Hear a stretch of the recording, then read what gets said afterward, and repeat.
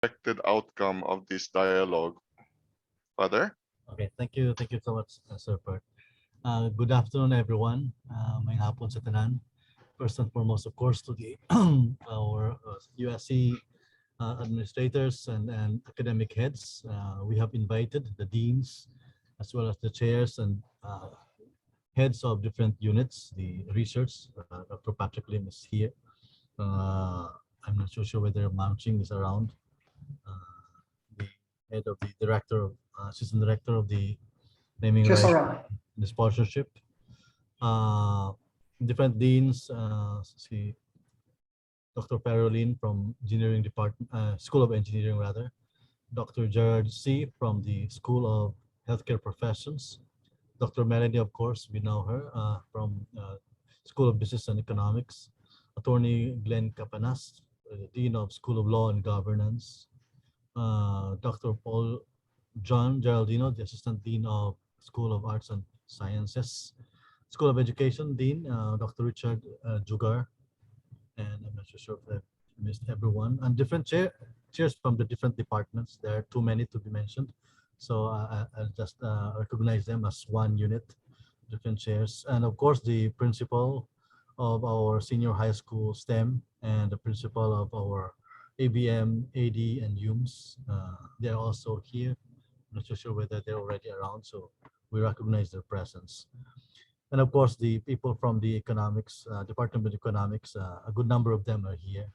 And we have invited the NEDA director.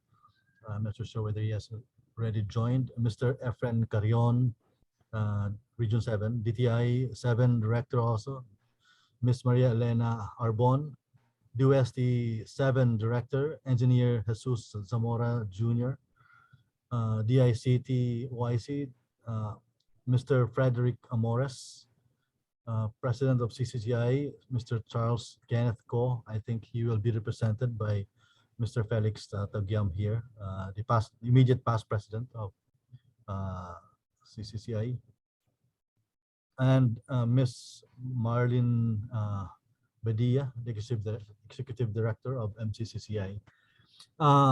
This kind of conversation, I would say, is I think made kind of me realize the importance through my initial encounter with the different heads of government units as well as the private institutions, especially in the industry. I understand that many of the things are quite different now because of the pandemic, both in the academe, but also in the private sector, the industry and business sector, and even in the government agencies. And I think there's a need to really come together to establish a common perspective or where we stand and what kind of expectations each one will have towards one another. The so-called triple helix that we've been talking about, the kind of multidimensional engagement between the academe, the government sector, as well as the industry or the private sector, is, I think, in some ways will have to be revisited, not only in today's context, but really moving forward. We put it kind of very locally where we stand here in Cebu, because Cebu, of course, is a very strategic place for the development of the country, but also that's where we are all located at the moment. Later, Sir Pert perhaps will be giving to us a kind of a situationer or point of departure for our discussion, and the focus will be on Cebu. But of course, our agenda will be far beyond Cebu, especially for USC, because we are into the Ministry of Education, and education is really a universal concern. We often talk of the learning losses that we are already experiencing at the moment and will be a continuing phenomenon for years to come. But apart from learning losses, we also have opportunity losses, business losses, and even we could say even relationship losses in terms of our engagements and collaborations. But I think there are also opportunities here to be explored and to be recognized from different perspectives and from different individuals. That's why I said maybe we need to come together. This is a very informal conversation, So there is no kind of prepared topic or agenda. There's a general topic, which is really for us to have a conversation about our common concerns. And then depending on where we can really take this conversation after an hour or so, then maybe we can come up with some maybe ideas and also proposals moving forward. The reason why I have invited the deans and the chairs to this meeting, I already had a meeting with the CIB.O before. That was last year, Ma'am Melanie. Remember? When was that? Yes, Something like Father. Sister Bert, no? Last year, Sometime Father. June or something like that. Yeah, May or June. yes, that was last year. And then, Yeah. of course, the just recently I had a conversation with the CCCI leaders. We visited their place, and that's from me up from the top management of the university. But I think giving an opportunity to our chairs and deans to listen directly from you what you think nowadays and what are the issues that we need to commonly address, and also the opportunities that we can somehow also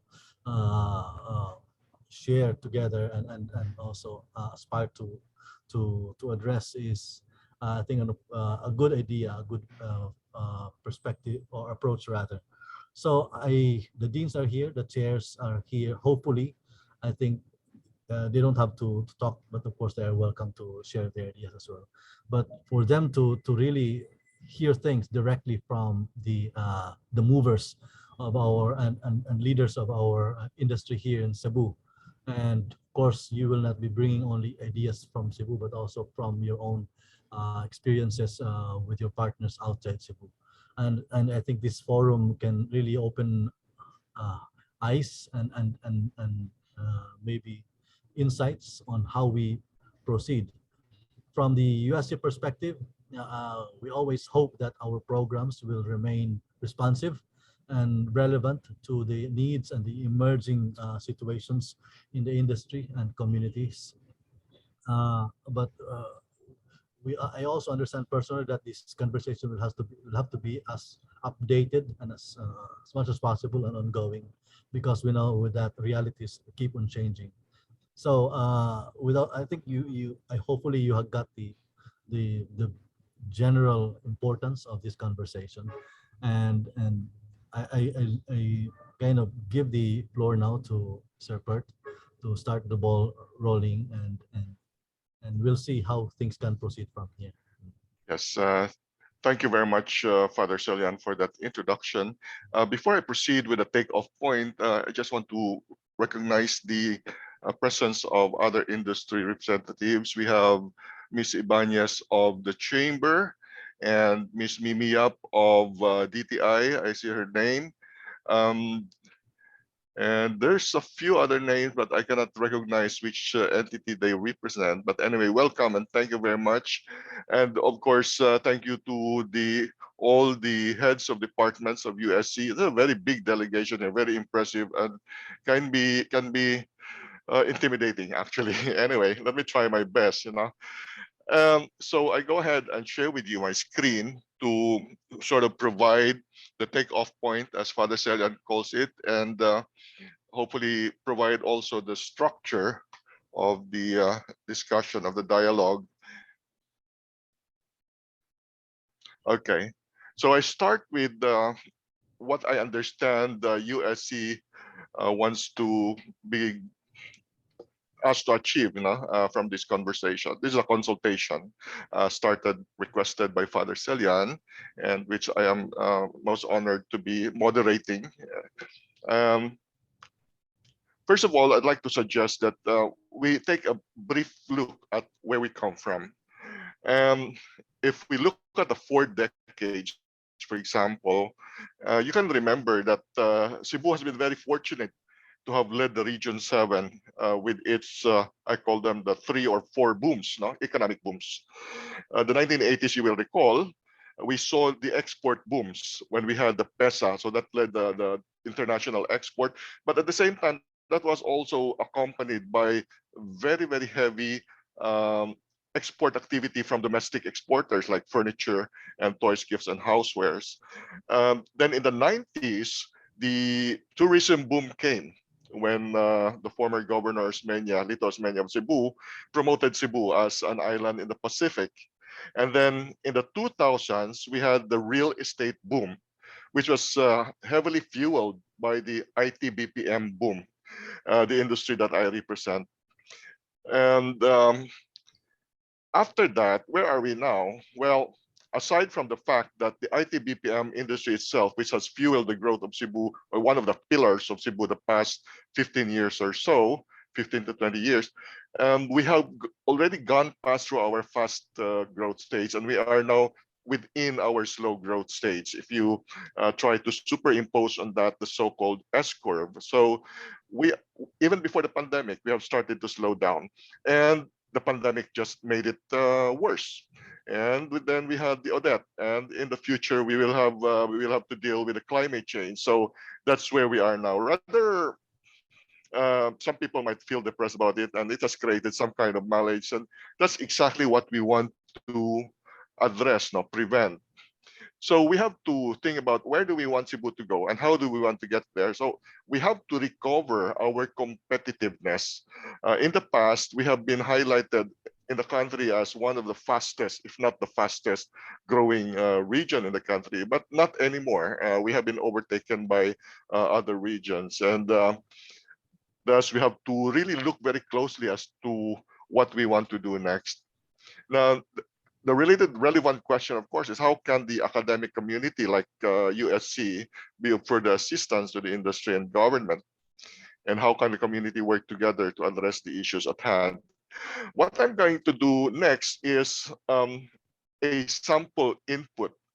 This one taken specifically from the point of CIB.O as an industry organization. And Father Cellan mentioned that we already made a presentation to him last year when he was still around 1 or 2 months in the position.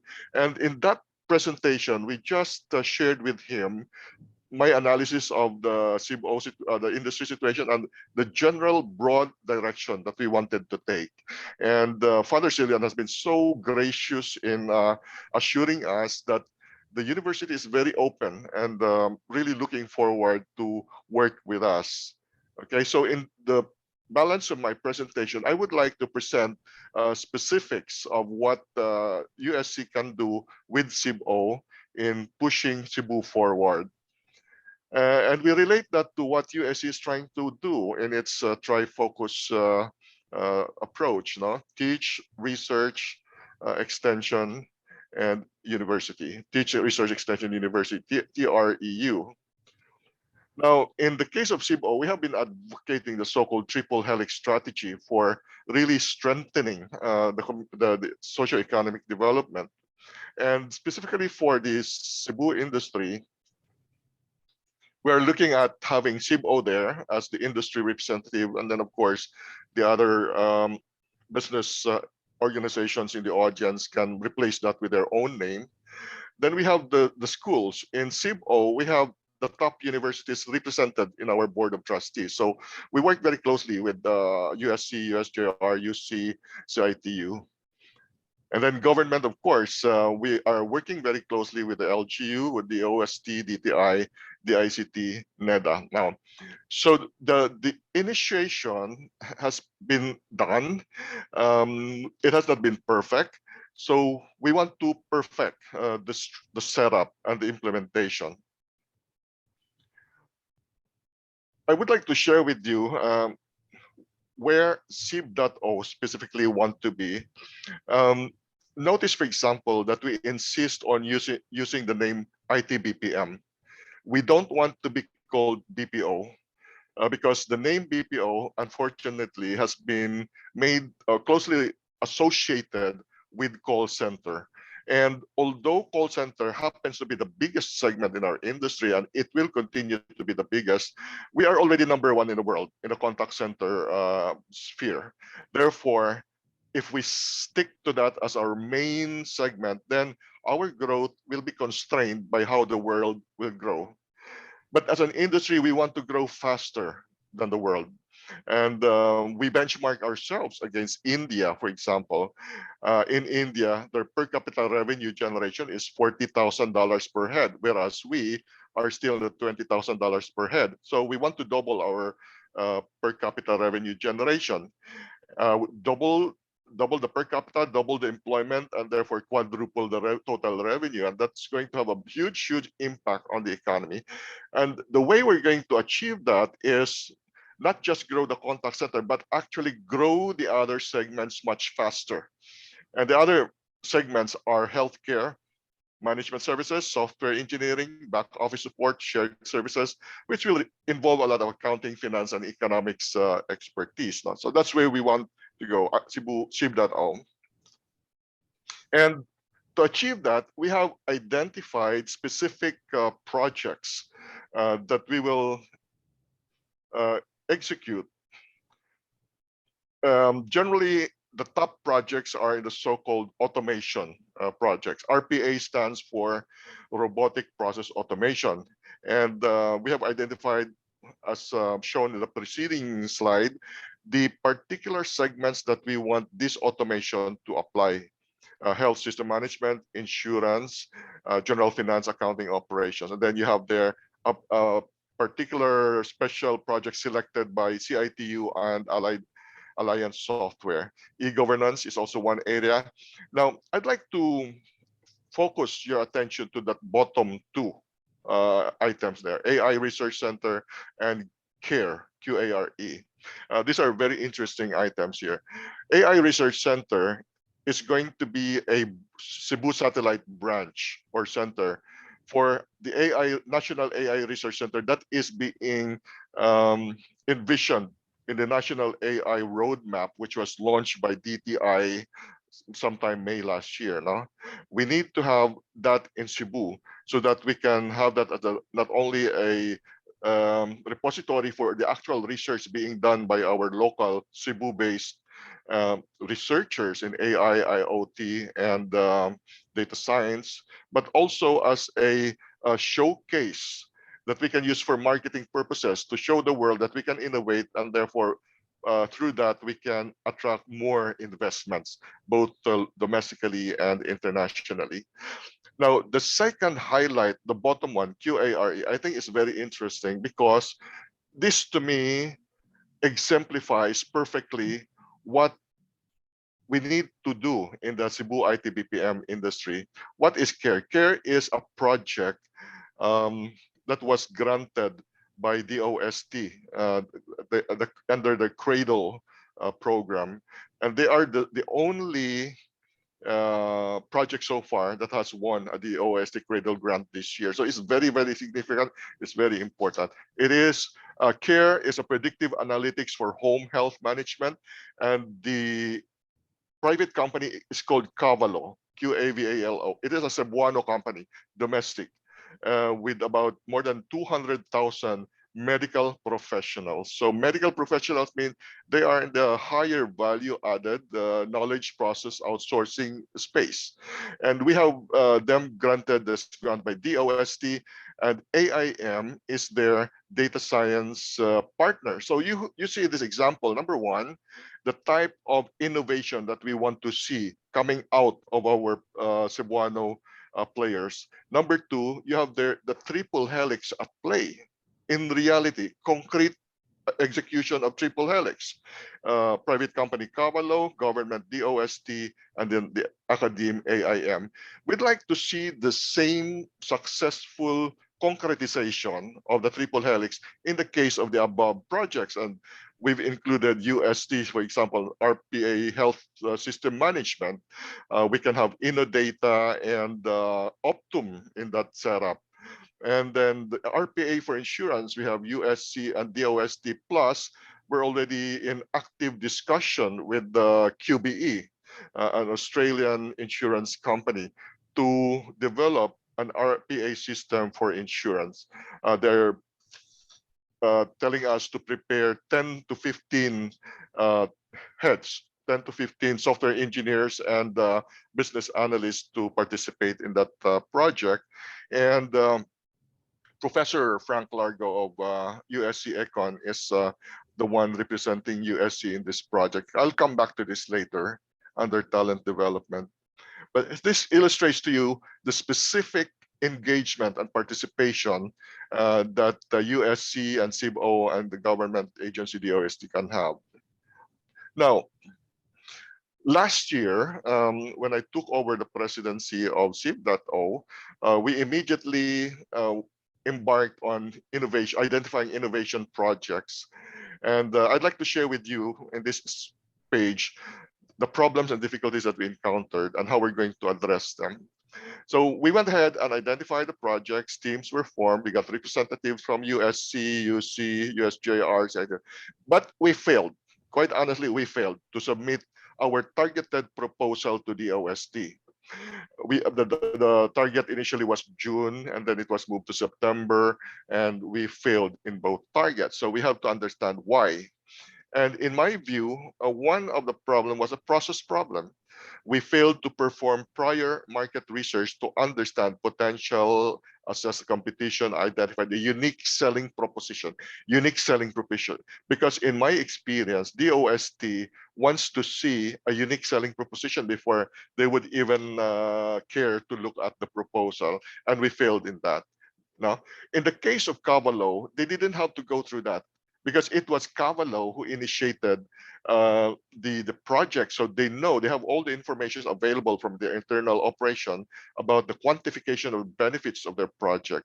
But in the case of the other RPA projects, the projects were initiated by CIB.O. So in effect, an external body to the, external to the playing company. So we have to equip ourselves with information first about the market so that we can get the unique selling proposition. The second problem I saw is structural, and this is very significant, which I want to really seriously discuss with the academic community. Structural means the members of the project teams were all volunteers. And although volunteerism is working very well in the current political exercise, but in the case of a scientific and business endeavor, I don't think volunteerism would help much. The absence of compensation for the researchers is a hindrance. No, researchers are all part-timers, so they have a lot of other priorities. So this is one structural problem, which jointly, I think, the academe, the government, and industry will have to address. And discussions I've had with various people, I take the case of Singapore's A-STAR program. Where ironically, there are Filipino researchers in there being paid by the Singaporean government to do nothing but research. And it's producing good output for Singapore. Now, therefore, with those learnings, our 2022 implementation of our innovation project would follow the same, the following process. First, we will do the market research to understand and quantify the market potential, understand competition, and identify the unique selling proposition. Do the actual product development. And then team compositions may be the same as those in 2021, but we're also accommodating possible substitutions in case there are changes of personnel in USC and the other schools. Now, so there you see that a two-step approach, a two-step implementation this time. First, the market research phase, and then second, the product development phase. And for each of these phases, we are going to request support from different government agencies. Okay, I have a special note here for Cavallo. They have already been approved by the OST and can serve as a good template on how to go about preparing the proposals for the other projects. So listing again, looking at all those projects that I've mentioned earlier, we have here the kind of activities, the researchers, institutions, and then the support needed from DTI, from NEDA, from PESA, and DOST. Okay, this is just the second page, continuation of that. Now, the last slide that I'd like to share with you has to do with our talent development strategy. While the innovation project has to do with producing innovation projects. This particular strategy is intended to develop more people to serve the industry. We have a lot of people, but not all of them can qualify. So we want to produce more who can qualify so we can double the headcount in the next 10 years. No?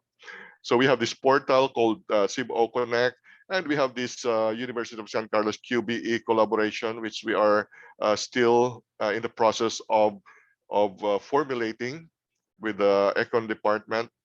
We also have non-tech programs for the voice-centered and non-technical skills development. So that's it from my end. Now, just to share with the group how CIB.O intends to secure more collaboration with the academic community. And like I said, that can also serve as a template for the others to follow. So with that, we move on to the other sharers in the group. Now, if DTI perhaps, Mimi Yap or the chamber would like to share as well, who would like to go first?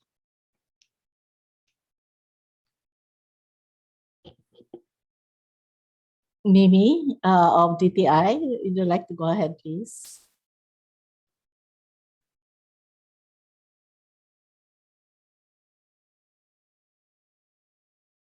Or Mimi, are you there? Nakamute ka pa, Mim. I'm sorry. Okay. Yan, yun. Good to see you here, ma'am. Yes, good afternoon and good to see everyone. Good Our afternoon. partners, no? We actually have already what you call the indicators for competitiveness, because we have the yearly or the annual CMCI, and of course, and Carlos knows that very well. And we also formed the RCPC, the Regional Competitiveness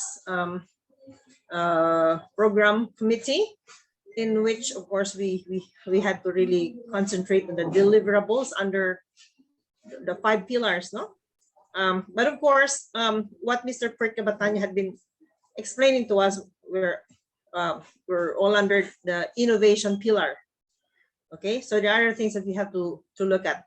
Now, if you look into our priorities, there are other industry priority sectors. There are, certain other sectors that have been, downloaded to us by our head office. But of course, I really appreciate the presentation of Mr. Pert here, because they were all in line with what are really happening now. And that, of course, we have to really catch up if we want to be really competitive, because we're always ranked, no, not just in Asia but even in the world. So, well, as far as our support is concerned, naman in government, what we do, you do from the private sector, all you need to do is just really make a proposal, and we will of course look at the proposal, and if we see that that will really be necessary, and then may approval naman, di ba? Just like the UST, if you submitted this, of course, no, if you submitted a proposal right to the UST, most likely those proposals will also have an approval from our end. Okay, that's how government works. But if you're talking about other priority sectors in government, you will really get so surprised, because we are really just looking at mostly at the MSME sector, diba? But then of course we know that the employers here are not just coming from the MSME, they also come from the large sectors, and we want to really the large enterprises, and we want to really retain them. We even want to have more and more of them, because they create more employment. But of course we have to be ready, because if we are not, then of course we'll also look at other places. So time needed to our presentation this afternoon, because we want to know really where we should be heading. And of course, the schools have to align or realign their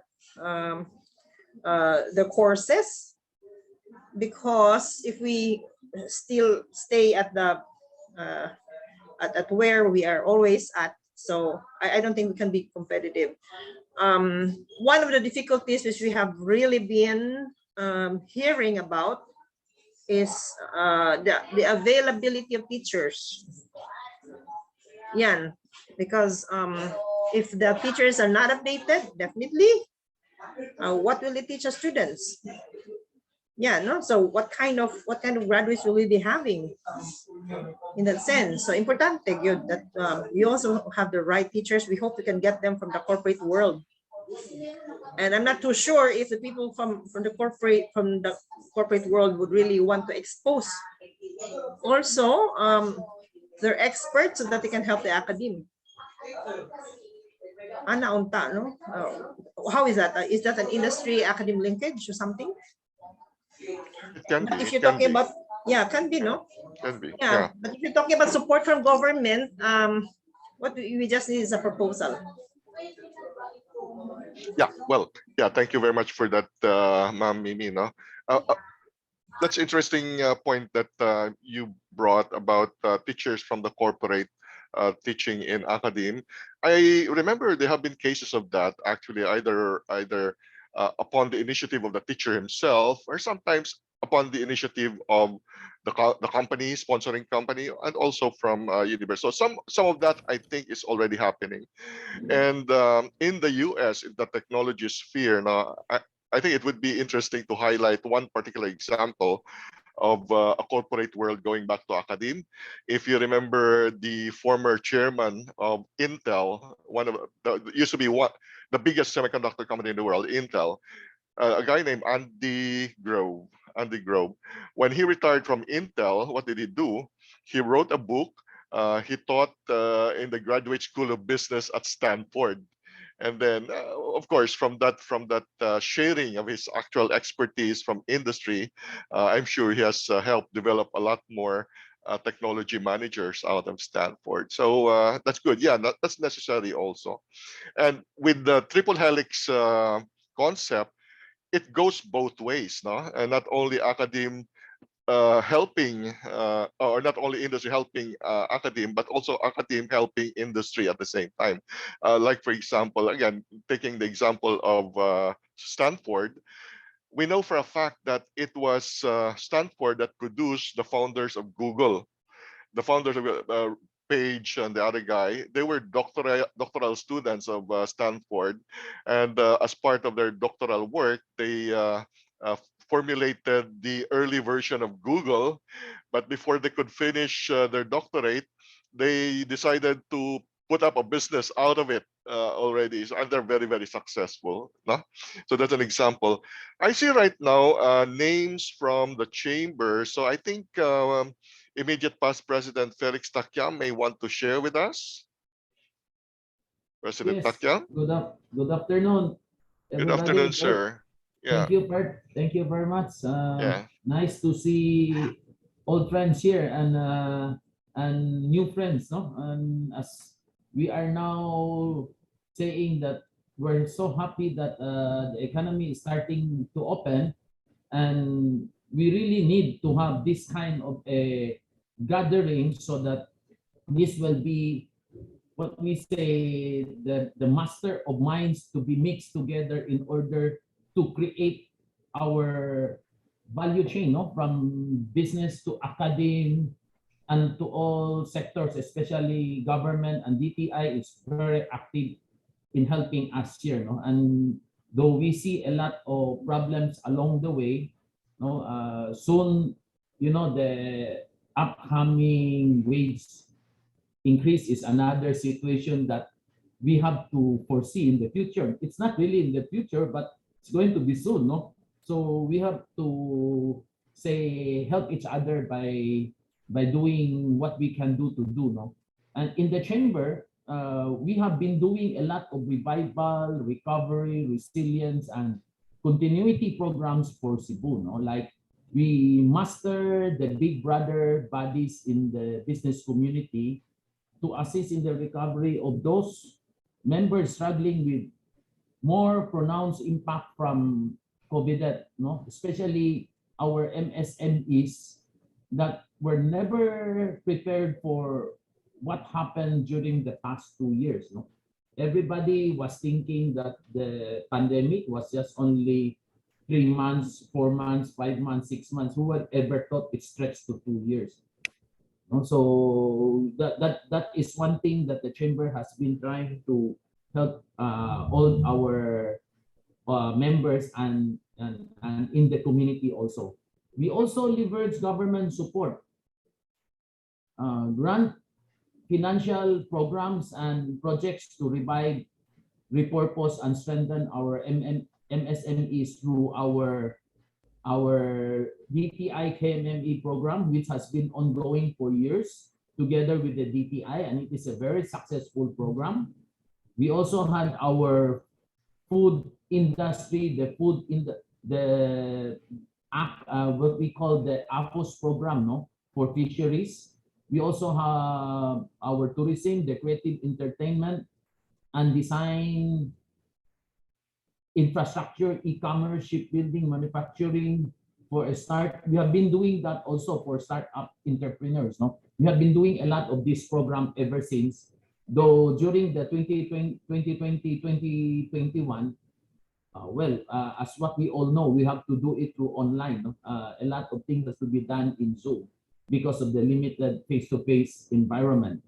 So what we are seeing now is we are happy to learn that we are already doing a lot of our hybrid programs already. We are also doing our enable businesses to be more competitive by upscaling more workers to become ready competitive workforce with trainings and education.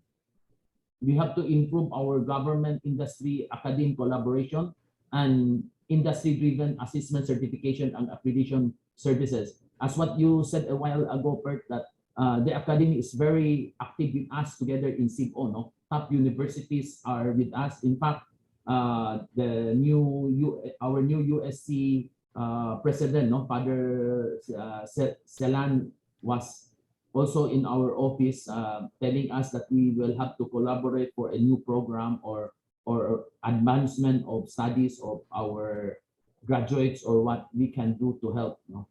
Then we also have our public-private partnerships for safe and healthy Cebu. Our ease in the COVID response has been doing good lately, and we have seen that our hospital utilization is at a low of an average of 3%. No, but sometimes we take it for granted that we thought that everything is free or not. We're COVID free already. No, as we can see, we have been to malls for the past few weeks. Even yesterday, I was around in the city. No, everybody was going in and out. Sometimes no more mask nagali. No, so that is still one thing that we have to be very, very careful. No? Then we have our ecosystem for the business competitiveness. We have to catalyze on foster value adding opportunities as an investment, climate for economic revival in Cebu that promotes a major investment gateway in Cebu. Like what we are trying to do is to bring in more of the creative industry to Cebu. We have to keep on looking for new investments that to come to Cebu. You know, as with what we may all know, that the IT sector is a very broad and big segment. So what we do here is BPO, KPO, voice, no? But there are many things that under the IT world that we can still improve. All we need is to enhance them.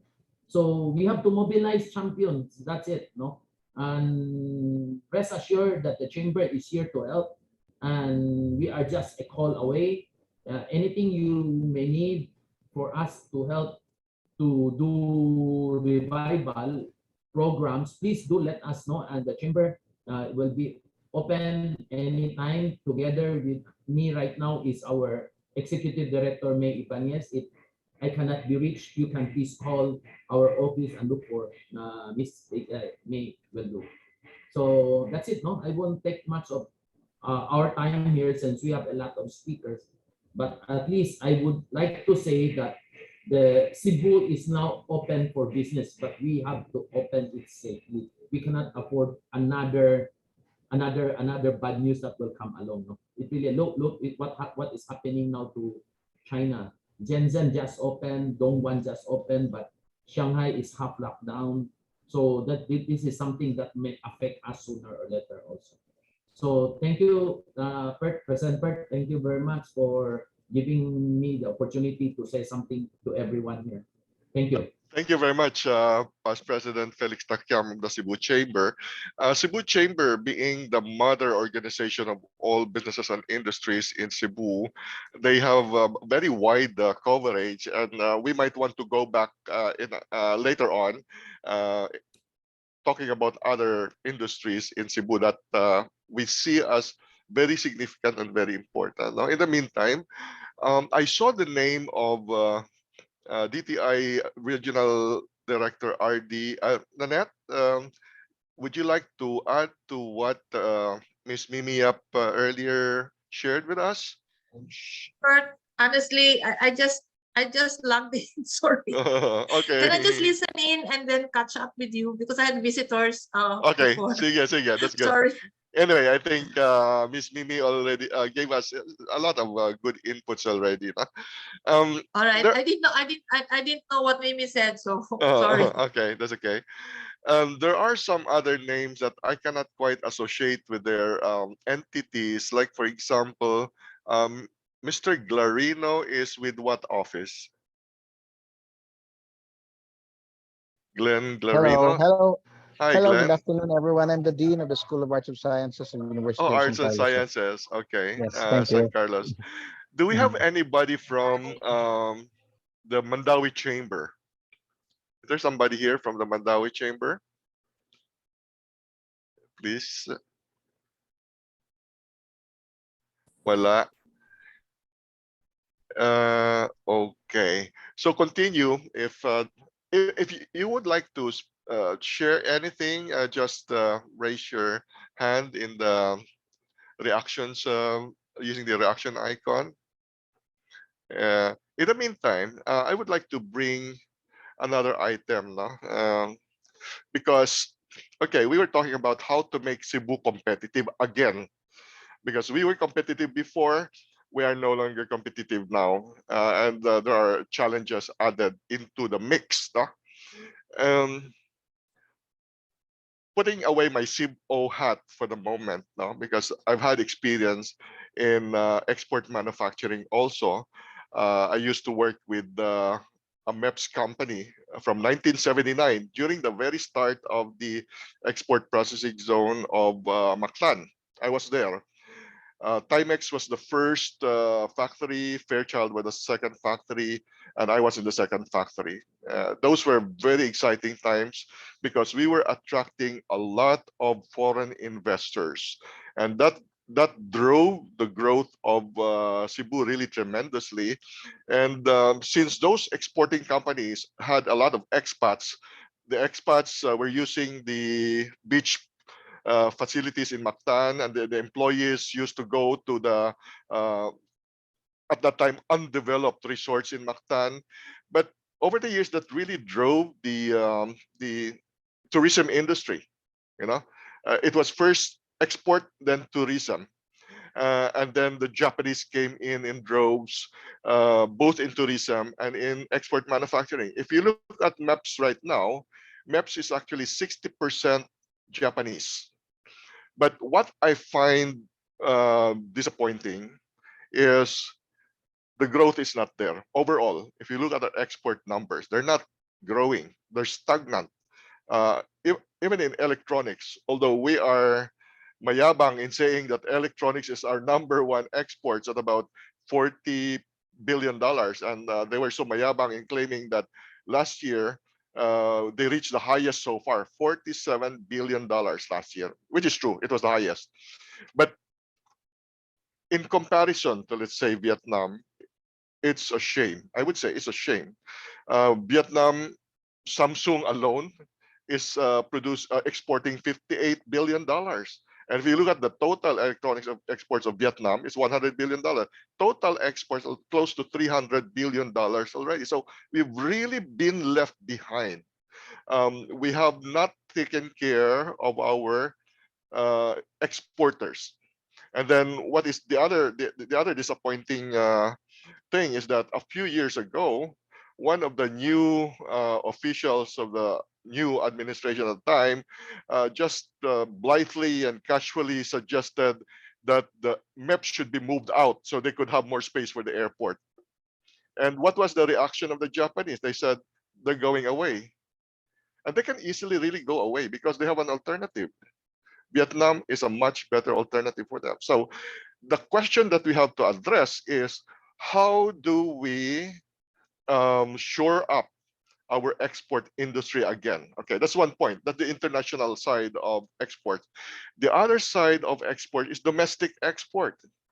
I remember in the 1980s, 1990s, our furniture export was very, very strong. Very strong. It employed a lot of people. A lot of local businessmen became rich out of the furniture export. Where are they now? They're practically gone. They're gone. And I attribute that, well, some people would say that we lost competitiveness to China, lost competitiveness to Vietnam, which is true. But the underlying factor there is we did not innovate enough. We did not develop the ecosystem. And therefore, they were totally dependent on importing a lot of their inputs, just as our electronics industry right now. No, there's only about 30% local value added. So if we ask ourselves, how do we make ourselves competitive again? We have to look at these areas: the export, international and domestic. And as I've also pointed out in several venues, what are we doing to our blue economy? Philippines is an archipelagic country, so our water content, so to speak, is proportionately high compared to other countries, and therefore we should be able to generate a bigger proportion of our GDP out of the sea, out of the water, and we are not yet that successful. No? And blue economy is also very big because aside from aquatic resources, it also includes actually sea tourism, the cruises, the tourism related to the Palawan beaches and all that, and shipbuilding. What are we doing to our shipbuilding? We have Philippines is supposed to be the 4th biggest shipbuilder in the world, and we have a couple of them in our island in Balamban. Tsuneishi and Austal are there, very important players in the world. But I think, like the electronics industry, we have to do more in shipping than just welding, because that's basically what our people do in Balamban, just welding, welding, welding. Where's the higher value added? The higher value added in design. We're not designing those ships. We are drafting. Well, we have a huge drafting organization in Tsuneishi as well. But the brain work is not there. The higher value added is not there. And the components do not come from us, especially the important components like the engine, the navigation system, the electronics, and all that. They're not made here. No? So again, it boils down to lack of innovation and very weak ecosystem. Very weak ecosystem. Similar patterns that I see: shipbuilding, MEPS, and even CIB.O, ITBPM. We have the same structures, in the sense that we are dominated by foreign owners, multinational owners, and the decision making by the local managers are limited. Unlike, for example, if you look at India ITBPM, India ITBPM is 70% Indian. And what that means is a lot of the decision making, a lot of the research, a lot of the high value added operation activities are done by Indians. That's why they're very successful. Their IT BPM is about 7 times the size of our IT BPM. If Philippine IT BPM is around $27 billion a year, India is close to $300 billion a year already, and they are in the higher value added. That's why their per capita revenue is double our per capita revenue in their IT BPM. So that's the additional information I want to share with the group. Oh, I see the new governor of the Philippine Chamber of Commerce and Industry, Miss Melanie Nang. May I request you to please share some. I also see the name of Pedro Delantar. I would like to invite as well Mr. Delantar to share with us. But first with Ma'am Melanie, please.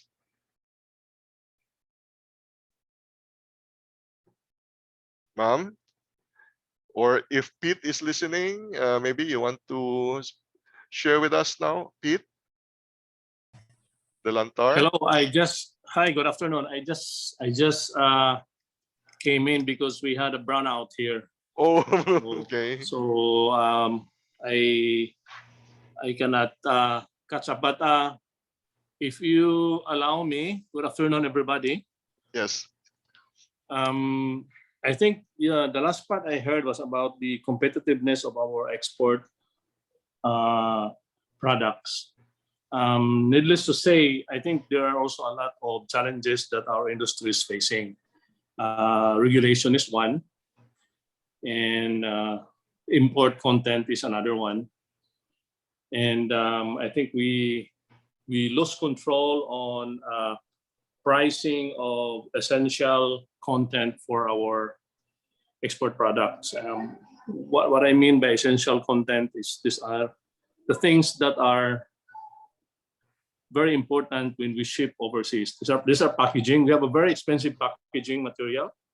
Our packaging is, I think, 40% to 50% more than Vietnam. Chemicals also is very expensive here.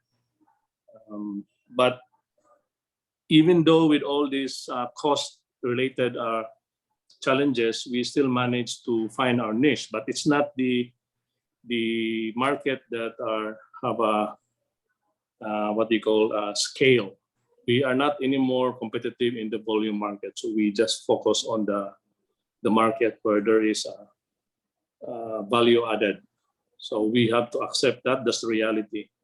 We cannot. Even our shipping is very expensive. So where do we compete now? There are only a few areas where we can compete. Design is one, material manipulation is two, creativity is three. I mean, relationship is, we always have a good relationship with our customers. Those are one of the traits of the Filipino, but we have lost a lot. So we are just serving the market that are, we call it maybe high-end market, or not even the luxury. We don't have luxury products here, but mid to high-end is probably the one that we are providing now. But there's a big potential for natural product. That's the future. We are in the tropics. We have a lot of materials that needs to be developed further. I think that's the only thing I can share. Very good, sir. May I ask, Pete, what's your product range at the moment? Yeah, actually, our company started as a rattan furniture way back in 1983, but we have evolved. We shifted to other products, like combination of materials, and we went to stone, and we went to casting. And we are not a furniture manufacturer. We are a furnishings manufacturing company. Furnishings are the one that are complementing with furnitures. These are bases, lamps, wall decor. Yeah. So you're part of the housewares, toys, gifts, and housewares. Correct. Yeah, correct. Yeah, okay. We are part of it, but we still have furniture, but are occasional furniture. These are accent furniture. Yeah, and I remember, Pete, since you mentioned housewares, we even used to have those very big events at Waterfront, which were done together with the Cebu Business Month. So we have furniture show, houseware show, and so very, very big events. Now they're gone, right? Yeah, we don't have any more that. No It used more. to have a event also, not actually in Cebu Business Month, but it was I think the innovation part of Cebu Business Month where the IPO is a partner with, and the one in Cebu is the furniture show in March. So I that's a see. big thing. Okay. Yeah. Yeah. Okay. Now, I thank you very much for your Mhm. sharing, Pete. No, I was looking at another name. But- Yeah. Anyone? Can I- Yeah. RD. Yes. Can I just give a rejoinder to what Pete said? Okay. Yeah, I feel Mr. Pete, BTI has been with, with the journey of our exporters since the beginning. So we went through all the ups and downs with them.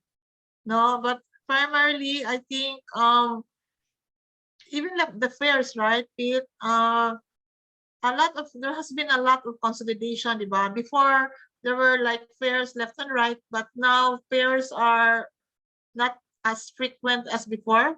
They just want it bigger and diba? So I think the world has changed.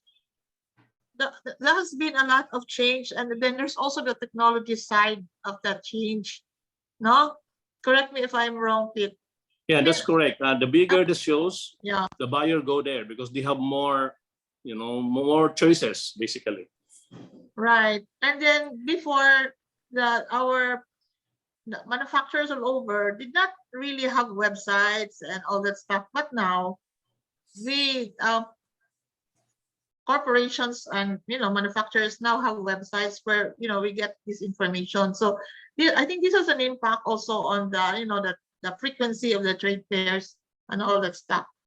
Diba? So I think I would like to ask Pete, like, yeah, Pete has been there right from the beginning. So what is the impact of technology on the brick and mortar exporters that we have? Because they really were up there, like maybe was it 20 years ago or 15 years ago, and I think the slide started with the financial crisis in the US, right? Something like that, Pete. Yeah, I started actually in 2000. The subprime market crisis, where a lot of homes were a lot of inventories of homes were sold and they were not paid, so the bubble actually burst.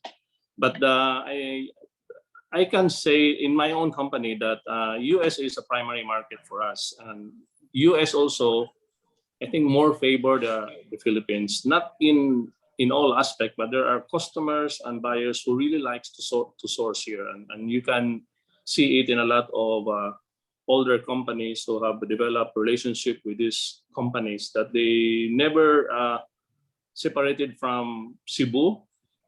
They keep on buying here, but they also have some orders in other countries. But going back to your statement on the trade show, every time we have a trade show here in the Philippines, it was always a challenge on how many exhibitors will join and how many buyers will come. Because the buyers won't come if the exhibitors only few. So who would they look around? It's the same companies that have been exhibiting for the past years, and the new ones is either they join once and then they go abroad to join the shows overseas, because there's a much more bigger audience in other show, and the show around us got bigger and bigger.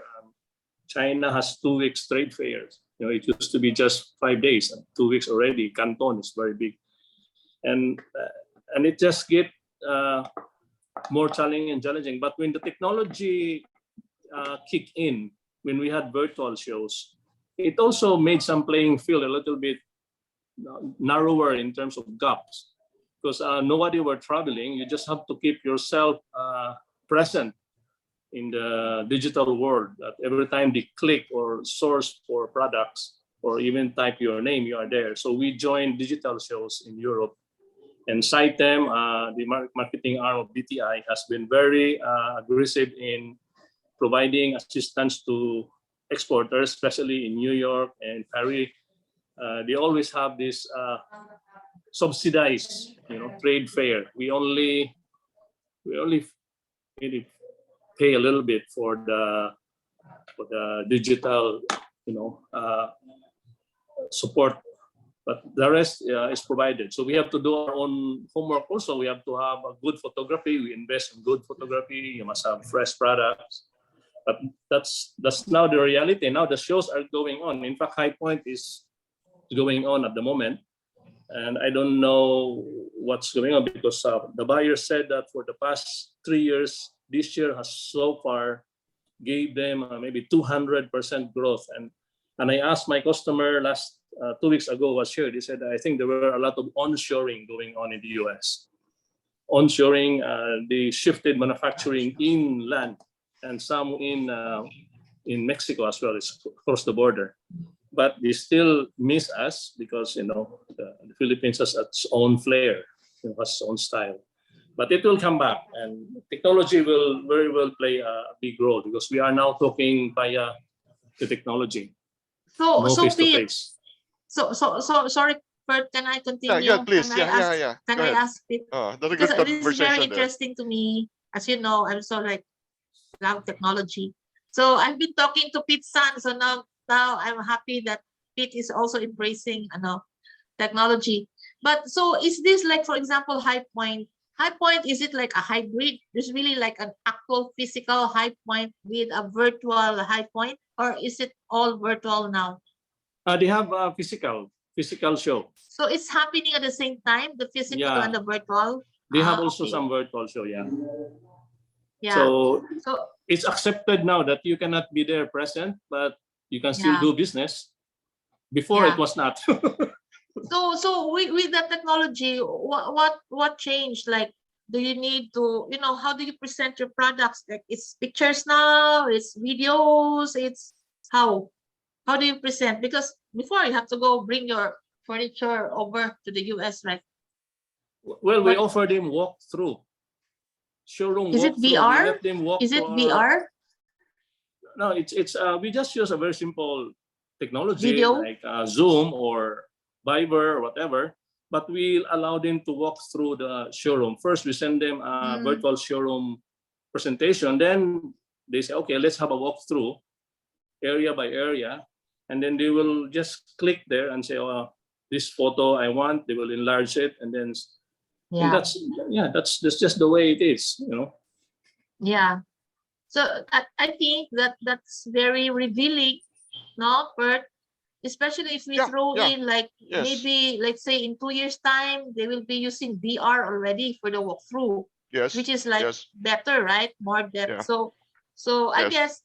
I guess in with that, no, the traditional brick and mortar industries we have and how they embrace technology or do their digital transformation, I think that would be a very nice thing that to look into, because that means that new skills are also needed to develop the content. It's more content, the pictures, like Pete said before, maybe they really need just a good photographer will do, but now it's different, no?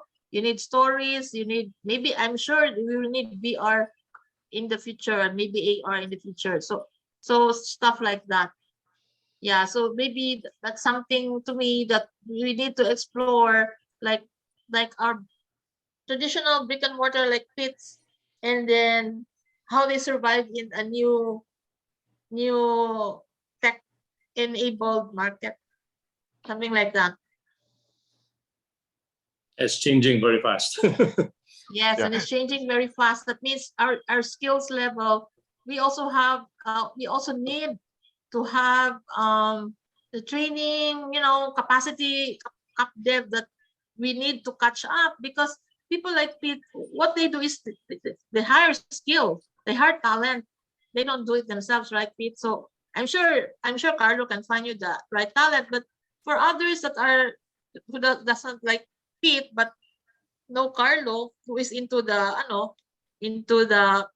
digital sector, then it would be more challenge also for them. So maybe this is something, if we're talking about schools and the role of schools, and maybe this is something that our academe can look into, how technology is changing the landscape for our industries and what kind of skills we need to do this. And I would like to throw something also into the fire, like, do we really need a 4-year course for particular a 4-year course, or do we need several, if it's very fast, then maybe fast, learn fast, continuous education, and then accreditation, testing, whatever. So these are new business models that maybe we can look into, because as we keep saying, it's getting fast, very fast. Thank you, Ardi. Thank you. I'd like to go back to a couple of items that Pete mentioned about competitiveness. He mentioned specifically, I remember the cost of material that he's buying is 40% more expensive than what they're selling in Vietnam, and then the cost of transportation. No? Pete, would you happen to have information on what may be causing our cost of materials to be 40% higher than that of Vietnam? By nature, we are archipelagic. So anything we move, there's transportation cost. We move 4 times than the other countries that have big landmass. If you look at,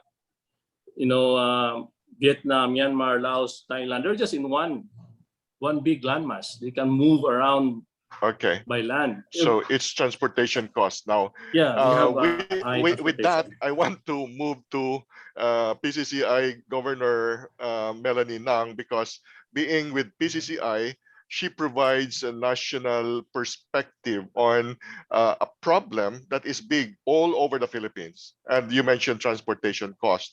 And we are aware that recently government has legislated liberalization law, so to speak, opening up transportation, telecom, and whatnot to full foreign ownership. So what I'd like to ask Governor Melanie Nang, what is your expectation from that new legislation, ma'am? Will they bring down the transportation cost so that buyers of materials like Pete would be buying cheaper materials?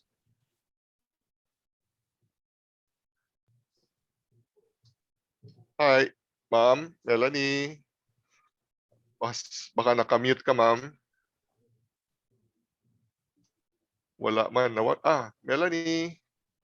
Wala. Is there anybody in the room who might be able to comment on that? Will the new legislation, how big an improvement? Yeah, please. Yeah. Sorry. RD, yeah. Suddenly I feel like commenting every time, but anyway. That's good. Anyway, maybe it's here. So we're really also looking into the logistics. This is logistics sector. And then there's a lot of problem in our, of course, we are an archipelago, you know that. So we are an archipelago. We have to cross even Region 7, diba? Every time we cross from one province to another, we have to cross the sea. And immediately, then we have to look at infrastructure in the pier. And then, of course, the laws that govern the tariff setting of this logistics, whatever. No, how much is the fare? How much is the PPA? How much is the porterage, etc., etc. So those are things that need to be looked into. And you mentioned some laws that were passed. One of these is the amendments to the Public Service Act. So we're hoping that that will really improve the situation in our ports, especially the logistics supply chain sector. So yeah, so that's it. Daghan kaayong problema ang infrastructure, daghan problema sa policy. So the policy needs to be stitched together because there are policies that are contradicting each other, even in the logistics and supply chain sector. So these are the things that government and players in that sector are looking at. And one of the output of that is this Public Service Act. that we're hoping will improve somewhat the situation. I don't know. I haven't really like looked at what were the amendments, but we were like briefed that this would be one of the results of these amendments, because it will harmonize the fragmented policy we have with regards to logistics. Thank you, you. Artie. Yeah, I really hope that that will help now, because it is a problem that affects a very wide spectrum of the economy. You know? Transportation uses fuel, and fuel cost has gone up, and so on and so forth. Fuel is also used in power generation, those that still use crude. So we have to speed up our switch to the renewable energy, and academe can help a lot in that area. I remember, for example, earlier, I mentioned A-Star of Singapore. You know what? A-Star hires researchers from all over the world, and some of them are Filipinos. And one of them I met, named Dr. Mike Abundo. He is a researcher on alternative source of energy, particularly wave, sea wave. Okay, and he's a Filipino, a Bisaya from Davao. And at one time, he was teaching at San Carlos. I met him in Talamban a few years ago when he was uh, handling some courses there. So this kind of researchers and researchers would be very, very valuable for the country. You know? High knowledge. Okay, talking about high knowledge from internationally sourced knowledge. No? I would like to reshare again with the community of San Carlos something that I shared a couple of weeks ago when the USCSBE International Conference for Business and Economy invited me as one of their resource speakers. And I mentioned the case of Vietnam is my favorite sample of a successful country rather. Um, have you heard about this company called VinGroup? VinGroup. The owner, founder of that company is the richest individual in Vietnam. And talking about knowledge sourced from outside, he got his engineering degree from Russia. And then when he graduated, after he graduated from Russia, he migrated to Ukraine. Maybe Ukraine was still part of Russia at that time, but he stayed in Ukraine, did business in Ukraine. And guess what was the business? The business was a restaurant business, selling Vietnamese noodle soup. And then from there, he put up his own factory producing instant noodle. No, factory. And mind you, this guy is not even a mechanical engineer, not a chemical engineer. He is a geological engineer. But he went into that instant noodle making factory. That factory must have been very successful because Nestle bought it for $150 million. Let me repeat that, $150 million for an instant noodle factory. So I mean, he must have designed a very good noodle factory. Anyway, so this guy now has $150 million. He brought that money to Vietnam and invested initially in real estate. But he did not stop in real estate.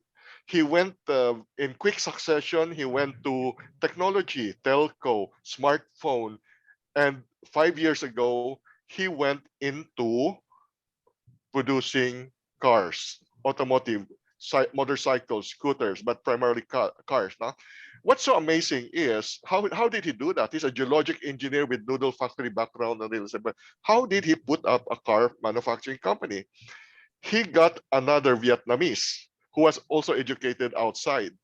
And this Vietnamese happened to have a vast years of experience at BMW, the car company. And at BMW, he made a presentation proposing licensing agreement. So they were able to secure that license from BMW. And using that license, they now produce an almost 100% Vietnamese car, which they introduced to the Paris car show, Los Angeles car show last year. No?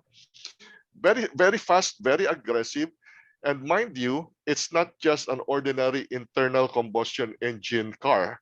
It is an electric vehicle, EV. And very, very quickly, they will go into artificial intelligence running that car. So what's the point here? The point is, number one, foreign acquisition of knowledge. We should not be timid, or we should not be shy of linking with the world where the international expertise lies. The same with the Indians. The Indians have their good internal generation of technology already, but at the same time, they don't stop acquiring from the US. You know, if you study the behavior of the unicorns of India. Oh, point number one is foreign knowledge. Point number two, uh, Vietnamese, in our case, Cebuano, Filipinos. Maybe we should develop more Cebuanos to acquire those high knowledge from outside and bring them to the Philippines. You know, PhD levels, basically. And then third, the boldness of the businessman, the boldness of the industrialist. That particular, I forgot the name, but he's the richest man in Vietnam already. At this point, it's 3:17. Maybe we should take a pause and invite the USC community, if you have questions, reactions to the sharing that has been going on for the past 1 hour and 15 minutes. Anyone from the USC community?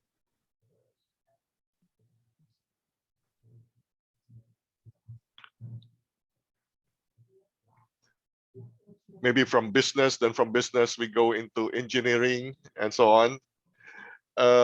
Dr. Mel, you have any reaction? Yeah. Hi, Pert. Can I be Hi. heard?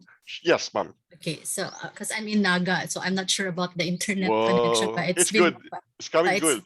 Okay. Just listening into the different entities government entities that have joined, all of them have their own priorities because of their mandates, because of their goals.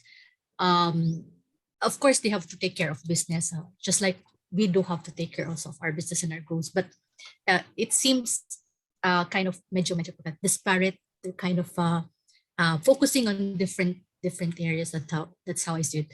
For us, for example, we work closely with the TI now with their Stride program. So we're here in the micro and small. So we're helping all these micro and small businesses weather the pandemic and think of innovative ways. No, so we're with Father Cellan's signature there on the MOA. So we're helping enterprises come up with an innovative business recovery plan. So we're also partnering with the DA. Also, again, the focus is not really ITBPM. It's more on the, as Mimi said, no, micro and small enterprises. We have not really gone into this high-end researches, particularly mga DOST type. Probably because it's more for sciences. So there have been attempts to mix these two, but no success yet. No, there. So maybe Sir Patrick can share what kind of researches or faculty researches are done in USC and in what areas we are also involved in terms, because you mentioned something about researches we wanted to have some proposals submitted, but then we kind of did not meet the deadlines, no, on those things. So we have also our internal systems and processes, and we're also limited by this, no, when we go by our going for research, what we call like research loading or research through the research grant. So these are the School of Business really more on the small, no, the small and the micro enterprises. My role here is just actually double. I also work with CIB.O, but I'm also with the academe. But I would like to have my hat as a dean now, Pert, if you don't mind. So no problem. I'll be on Father Cellan's team, and I'll leave you with the CIB.O part. So my involvement with ITBPM really is more on CIB.O because of CIB.O. But other than that, SBE has always been in the field of micro and small enterprises. There was a time we're also involved in exports, no, when it used to be very, very good then, no. So we even have, some of us went to Europe, no, to get some training on how to expand and be on two strides, because we were mostly on American markets, no?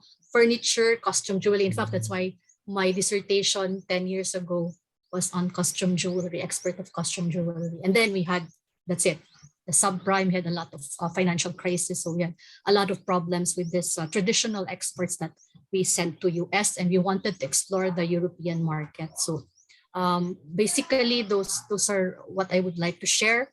We have not really been able to go into this high-end value products research so far. Thank you, Dean. May we also hear from the other colleges, like engineering, arts and sciences, computer information systems? Anyone? Any reaction? Hey, good afternoon. Hi. Engineer Rick Fornes here. Rick Fornes, thanks Yeah, for from the Department sharing. of Civil Engineering. Yeah. Well, listening to the presentation earlier and the term internship came out, and in our university, since we changed the program already, and then we developed what we call on-the-job training in the old curriculum, which is only 246 units. But when we revised the curriculum to align it with the senior high school implementation, we made our internship a 6-month period or 1 semester already. And though not all engineering, but for civil engineering and chemical engineering, we will start our OJT or internship. We call it now internship next semester already.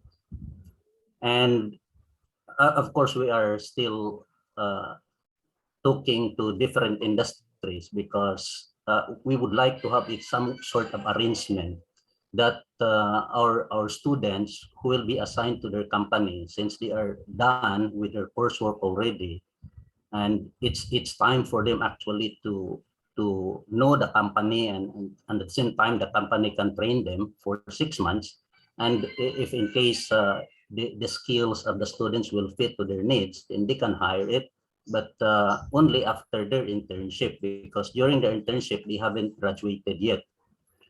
Now, from the academe, we are thinking of maybe a company can already provide some sort of honorarium, but the other participation, if we look at the Triple Helix, is what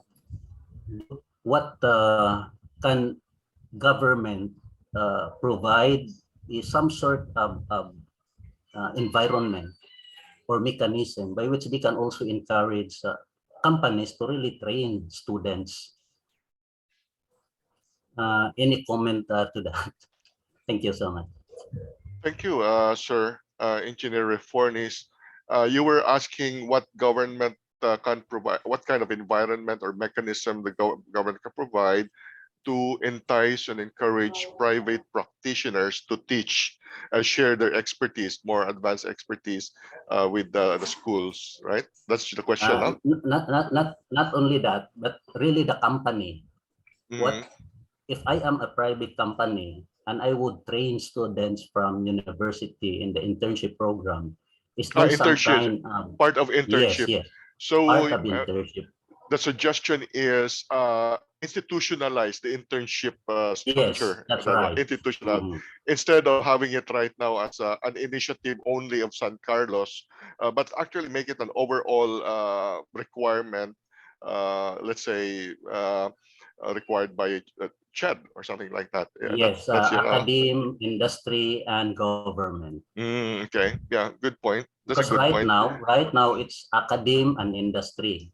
And I could not see any participation of the government except for probably the required that there should be an OJT, but the requirement of OJT is only 240 hours. But if we make it longer, is there some kind of initial, I'm not sure, maybe what will motivate an industry to really train students And at the same time, the one that you mentioned, the professionals or the experts from the industry, what will motivate them to Right. really Right. go down Right. to the Right. academe also Right. to already train students. Thank you. In the case of IT-BPM, that particular move is actually, how do you call that, motivated more by companies who need the people, because they saw that what came out of the schools were still not up to what they need now. So we have members who actually have these deals with the schools. Okay, we will go and identify, or one scheme, for example, the company teaches subjects in the schools, no? Certain number of months. That's one scheme. The other scheme is that pinpoint individuals in the student body who have potential, and then they sort of nurture those individuals. No? So it's happening in IT-BPM. But in the case of the other fields, we'll have to, I guess, take note of that and elevate the question, the suggestion to Ched. Unfortunately, Ched is not represented here with us, but I think that's a very good suggestion. Huh? If I There's a may, note. yeah, Yes, somebody raised the hand. Is that yeah, Miss Ibanez? yes, this is Yes, May. okay. May, please go Yes, ahead. I would just like to share that this is not with Ched, but this has been ongoing for the last 4 or 5 years already, where the chamber set up an ACAS, an assessment, certification, and accreditation system for those job profiles that the industries identified as their priority requirements. And they looked around for schools who would be their partners. And together with the schools, they developed the curriculum. And they implemented this in 4 different industries. We had one for the food industry, particularly on the bakery, for the tourism, particularly on the hospitality, then for not for carpentry, for construction, it was a mix of carpentry, plumbing, and tile setting. And then for the case of now ongoing is the seafood processing industry. So both quality control inspectors and also production assistants. So Okay. in this particular pilot cases, which bore fruit, the industry provided the the in-company training, and the graduates immediately after they did the 4 to 6 months immersion were selling like hot potato, taken in by the industries. So this, because the needs in the first place were identified by industry. So perhaps in the case of the with civil engineering, we can go back to the construction sector and have a conversation together. We will set up that conversation between University of San Carlos and those in our construction, so we can see how we can move forward. Good. But these are ladderized programs. Yes, that's very good. So thank you very much for sharing, Ma'am Ibanez. We have reached the end of our allotted time, but before closing, I think it's necessary to get the reaction and closing remarks at the same time from Father President Cellan. Yeah. Before I maybe a few minutes, I would like to invite our Assistant VP for Academics, Attorney John Largo, to say something. Of course, also on behalf of USC and where our academic division in the USC would be coming from. Speaking perhaps on behalf of the deans and then the chairs, she could say something. Yeah. Attorney Joanne. So thank you, Father. And very quickly, this kind of conversation has been a long time coming. This is very much overdue, this kind of conversation. Sir Pert, hopefully we continue to have for the sake of our community, for the sake of Cebu, for the sake of our industry. We know we took several notes, for example, and what is very alarming, as you have sounded off, is that other countries are really overtaking, sad to speak, the Philippines. After all, there are many things that can be replicated and copied by them, such as support, infrastructure, or technology. What I think we need to do as a country and as a community is to leverage on the things that cannot be replicated, things like creativity, things like knowledge that are endemic to Filipinos and to Cebu in particular. In fact, very quickly, and just to share, we are developing this notion and we want to pursue this with DTI, DOST, for example, and CHED. The idea of capitalizing on Cebu being a creative city, as cited by UNESCO, there can really be a marriage between the universities. We can provide the heart, the soul, the knowledge, and then there can also be marriage between the industry as well as the government in terms of making possible this amalgamation of creativity and technology, making Cebu creative city, for instance. Makati, in fact, has started the initiative with its Sinigang Valley, which is room for yes, sir, That's room for good. startups. Which I think dili sad magkuwang ang Cebu because we can have Sinulog Valley. Or even more up, kung naay Silicon Valley in the US, Sacolon Valley sad sa Cebu. So all of these things can really happen. Engineering, Sir Rick, I think would be the first to confirm, Din Sana would the first to confirm that it has created what is known as research, innovation, and technopreneurship hub. So all startups can probably happen in there. Dean Mills programs can put the business side to creativity. Our SAFAD programs, our engineering programs can put the creativity and technology aspect into it. We can work together on this one. But that's just one aspect. There are many other areas of collaboration. Father and Sir Pert and Ma'am Melanie, Nang, I beg of you for us to continue this conversation. We really need each other, and there really is so much room for us to fly higher because we have what it takes. That's very encouraging, ma'am. Very encouraging. Yes, definitely we should, and we will. Yeah. Back to Father Cellan. Okay, thank you so much, Honorary Joanne. So I hope the different academic heads from USC have learned something from the exchanges coming from the different government agencies, and of course from CIB.O and CCCI and other organizations. These insights certainly will have an implication on the way we perceive the importance of our academic programs. And as I always mention in USC, it cannot be business as usual in the way we do manage our operations in the university, also in the way we design our programs. The disruption has really opened our eyes on the many possibilities that we can probably design in response to the educational crisis. I think the take-off points, I mean, the kind of take-home points now we can do is to ask, I'm addressing now the Caribbean leaders, heads, to ask ourselves in what way can we really align our perspectives, our programs, our plans with the realities on the ground in the industry, in the government, and the society at large.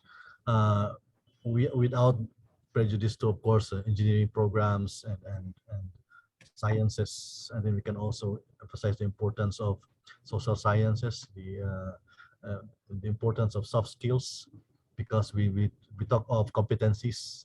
There are many layers even to a singular competency. These competencies are not isolated, or they are not exclusive of one another. They're always interconnected, and they're all equally important.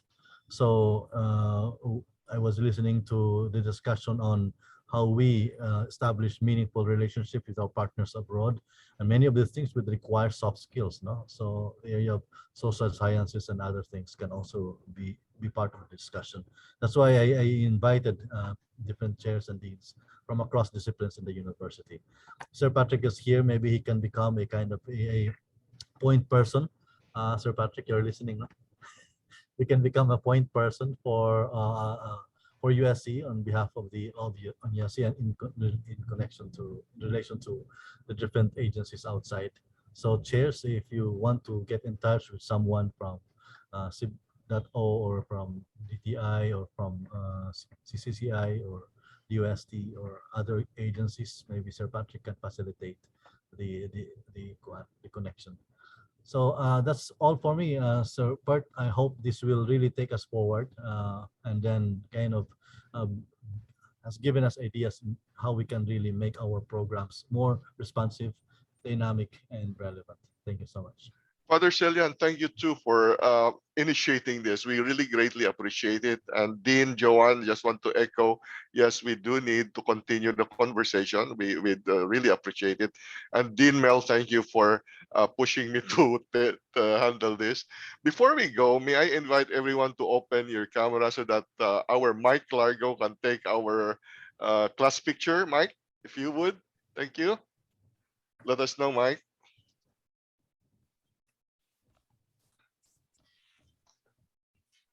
Can you, Mike, are you counting? Or anybody? Yes, sir. Thank you. I think everyone's camera is open now. Okay, good.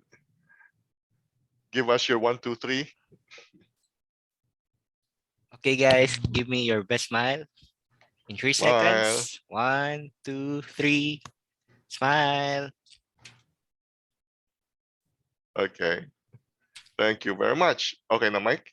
We're good, sir. Thank you very much, ladies and gentlemen. Thank you, and see you again in the next conversation. Thank you. Thank you so much. Thank you, everyone. Thank you, Yes. Bye-bye. Bye. Continue now. Thank you, Dr. Pat. Thank you, everyone. Goodbye.